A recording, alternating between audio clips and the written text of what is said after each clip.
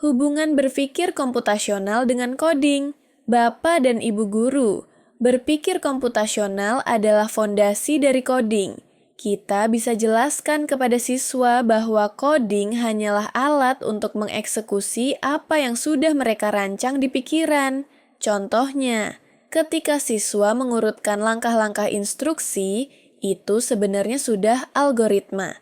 Saat mereka mengulang perintah, misalnya gerakan karakter di game, itu contoh looping dan bagian dari pattern recognition.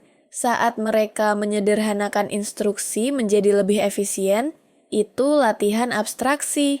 Untuk mempermudah, SD bisa menggunakan Scratch Junior untuk menyusun animasi atau cerita pendek.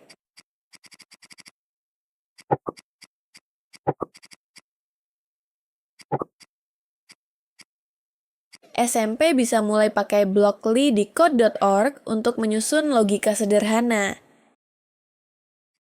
SMA SMK bisa mulai menulis kode Python sederhana, misalnya menggunakan if, while, dan input untuk membuat program interaktif.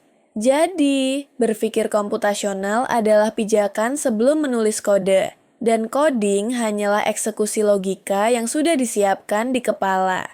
Konsep IPO, input, proses, output. Selanjutnya, kita ajarkan konsep IPO, input, proses, output.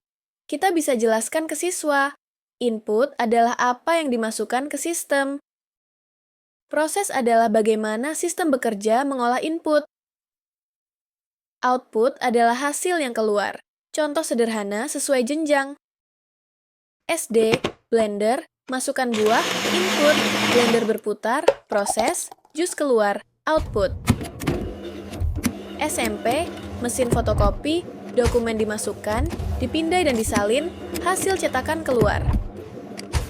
SMA SMK, program Python, pengguna ketik nama, input, komputer memproses, lalu menampilkan sapaan. Output, latihan sederhana membuat diagram IPO. Dari kegiatan sehari-hari bisa membantu siswa cepat memahami cara kerja komputer. Konsep variabel. Setelah memahami IPO, siswa akan lebih mudah menerima konsep variabel. Kita bisa jelaskan bahwa variabel adalah wadah untuk menyimpan nilai yang bisa berubah-ubah. Contoh per jenjang. SD. Kita bisa membuat permainan skor. Awalnya, skor sama dengan 0. Lalu setiap kali jawab, benar skornya bertambah.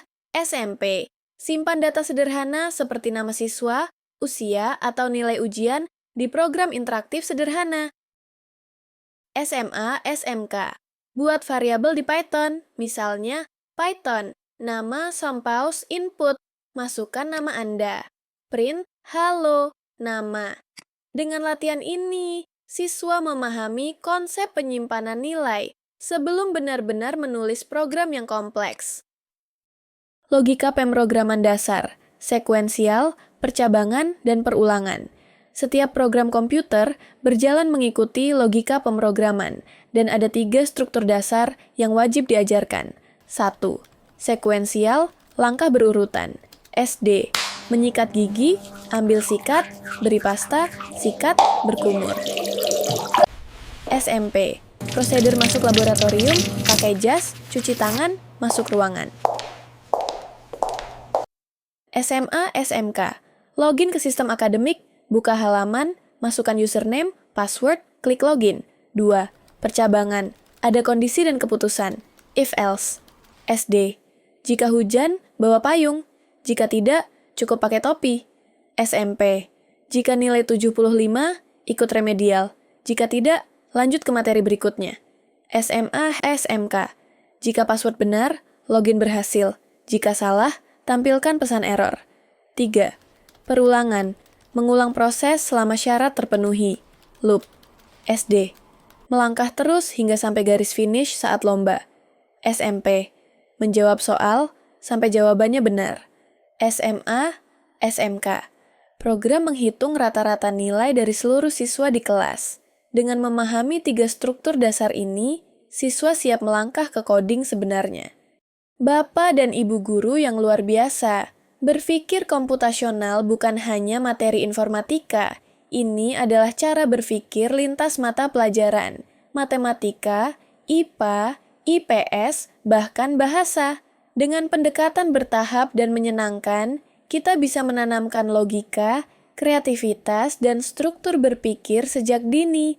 Anak-anak kita akan tumbuh bukan hanya pengguna teknologi, tapi juga pencipta teknologi masa depan. Terima kasih atas semangat Anda mendampingi generasi penerus bangsa. Sampai jumpa di video berikutnya, dan jangan lupa like, tinggalkan komentar pengalaman mengajar, dan subscribe agar tidak ketinggalan konten terbaru.